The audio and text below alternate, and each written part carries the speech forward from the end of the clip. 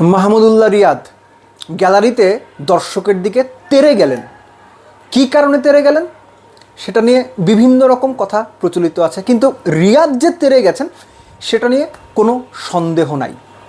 খুব ইন্টারেস্টিং একটা ব্যাপার, যতটুকু জেনেছি আর কি, যে একজন দর্শক তিনি ভুয়া ভুয়া বলেছেন।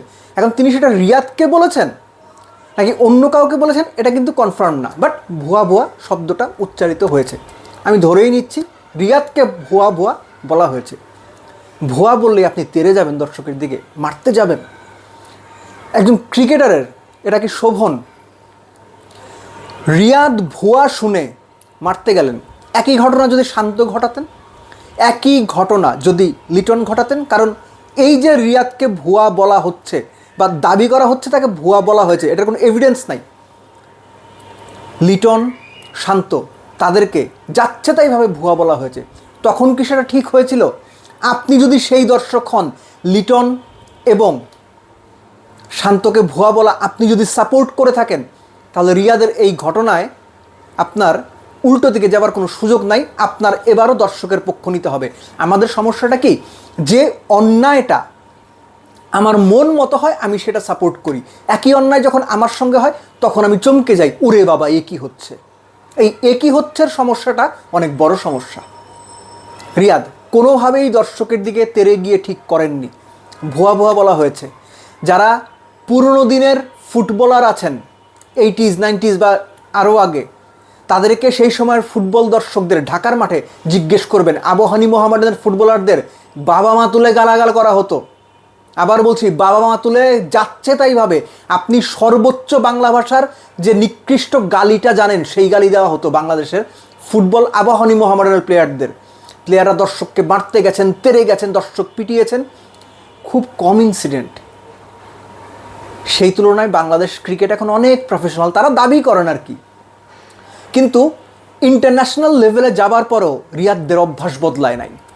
তারা ওই ভুয়া ভুয়া সহ্য করতে পারেন না। নিজের দিকে সামান্য সমালোচনা গেলে সহ্য করতে পারেন না, তেড়ে যান। তার মানে এই না আমি ভুয়া বলা সাপোর্ট করছি, ভুয়া বলা অবশ্যই বন্ধ করা উচিত। ক্রিকেটারদের না, যে কোনো ডিসিপ্লিনের খেলোয়াড়দের উদ্দেশ্যে যে কোনো কটু কথা, বাবা মা তুলে গালিগালাজ করা, যে কোনো ধরনের বাজে ভাষা ব্যবহার করা প্রিভেন্ট করা উচিত। পাশে বসা দর্শকের প্রতিবাদ করা উচিত। একই সঙ্গে প্লেয়াররা সমালোচিত হবেন। আপনারা খারাপ খেললে সমালোচিত হবেন, আপনারা মন মতো পারফর্ম না করলে সমালোচিত হবেন, আপনারা ক্যাচ মিস করলে, গোল মিস করলে, ফিল্ডিং মিস করলে সমালোচিত হবেন। এটা মেনে নিয়েই মাঠে নামতে হবে। এই যে মেজাজ হারিয়ে তেড়ে যাওয়া, এটাকে সাপোর্ট করার কিছু নাই। অন্যায় করেছেন রিয়াদ। আর একটু বাড়িয়ে বলি, ধরেন কোনো কারণে যে দর্শক ভুয়া বলছিলেন তার দিকে রিয়াদ না, যে কোনো ক্রিকেটার বা যে কোনো ফুটবলার তেড়ে গেলেন, গায়ে হাত তুললেন, ওই দর্শক পাল্টা যদি ওই খেলোয়াড়ের গায়ে হাত তুলেন, তখন কি হবে? রিয়াদের ক্ষেত্রে চিন্তা করেন, তিনি তেড়ে গেছেন, তার যে বডি ল্যাঙ্গুয়েজ ভিডিওতে দেখলাম, হি ওয়াজ ভেরি অ্যাগ্রেসিভ। বিসিবি কি ব্যবস্থা নেবে রিয়াদের বিপক্ষে? তাওহিদ হৃদয়ের বিপক্ষে তো নেওয়া হয়েছিল, নামকাওয়াস্তে হলেও ব্যবস্থা নেওয়া হয়েছিল। তাওহিদ হৃদয় আম্পায়ারের দিকে তেড়ে গিয়েছিলেন, পরে গণমাধ্যমে কথা বলেছিলেন। এটার সঙ্গে এটা লিঙ্ক করছে এই কারণে, সেটাও একটা অপরাধ ছিল। সেই অপরাধের জন্য তাওহিদ হৃদয় যদি শাস্তি পেতে পারে, মাহমুদুল্লাহ রিয়াদ ডিসিপ্লিন ভাঙার জন্য কেন শাস্তি পাবেন না? এটা কি ডিসিপ্লিন ব্রেক না? মানুষের কাছে রং মেসেজ না? ইয়াং জেনারেশনের কাছে রং মেসেজ না? ইয়াং ক্রিকেটারদের কাছে রং মেসেজ না?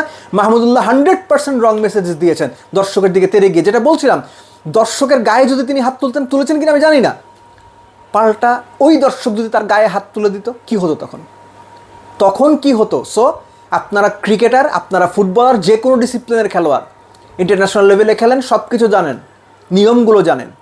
আপনাদের ধৈর্যশীল হওয়া, নিয়ম মেনে চলা, চোখ মাটিতে রাখা, দর্শকদের সমালোচনায় কান্না দেওয়া ইম্পর্টেন্ট।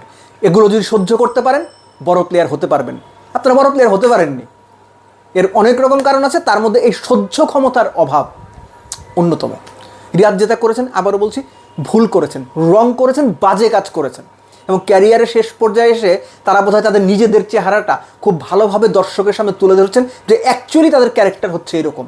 আপনারা যাদেরকে বছরের পর বছর মাথায় তুলে রেখেছেন, হিরো মনে করেছেন, তারা অ্যাকচুয়ালি হিরো কিনা আপনারা আস্তে আস্তে মিলিয়ে দেখবেন, তাদের কার্যকলাপ মিলিয়ে দেখবেন, দেশের ক্রিকেটের প্রতি দায়বদ্ধতার জায়গা মিলিয়ে দেখবেন। আরও অনেক স্টোরি আছে, হয়তো আগামীতে আস্তে আস্তে সামনে আসবে, কিন্তু দর্শকের দিকে এই যে তেরে যাওয়া, এটা ভালো হয়নি, অন্যায় হয়েছে, বাজে কাজ হয়েছে।